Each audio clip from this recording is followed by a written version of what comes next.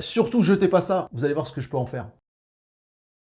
Là, on a fait du caramel. On va mettre un tout petit peu de crème. Et là, je vais mélanger tout ça. On prend les vieilles bananes qui restaient au frigo. C'est pas grave, hein, elles sont noires. On a tendance à jeter cette partie-là. On va les écraser. On va rajouter une toute petite pointe de sel. On l'éteint. Et là, on va préparer notre appareil de cake à la banane. Ça, on le fait fondre 1 minute.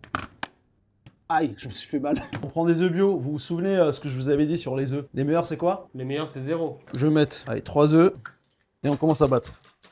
Et je vais rajouter un peu de sucre pour permettre aux œufs de blanchir un peu plus et de le rendre plus mousseux. Ça va vous donner un gâteau hyper aéré, comme des nuages. C'est quoi les nuages? Vous mettez la farine que vous voulez. Hein. Je mets à peu près 200 g de farine, farine de sarrasin, et j'ai un peu de farine d'épeautre. Ça va le permettre d'avoir quelque chose de léger, d'onctueux, comme les nuages. On prend un yaourt grec, un peu de baking powder. C'est la levure chimique, une cuillère à café, pour avoir quelque chose de léger, hyper souple, comme les nuages. J'ai mon beurre qui a fondu légèrement.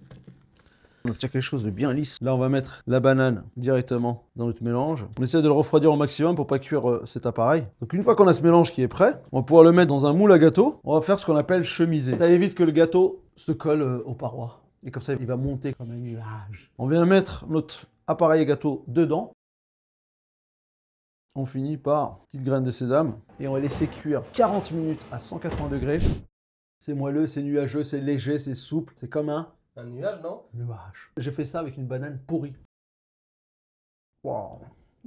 Hyper bon.